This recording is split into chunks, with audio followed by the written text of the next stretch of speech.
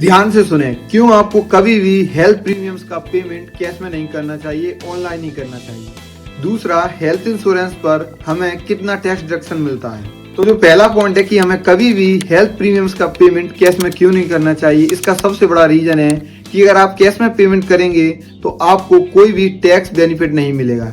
यानी according to the income tax act section 80D, अगर आप अपनी प्रीमियम्स का पेमेंट कैश में करते हैं तो आपको टैक्स का कोई भी बेनिफिट नहीं मिलेगा। इसलिए हमेशा हमें अपनी हेल्थ प्रीमियम्स का पेमेंट ऑनलाइन ही करना चाहिए, जैसे net banking, credit card, debit card या चेक।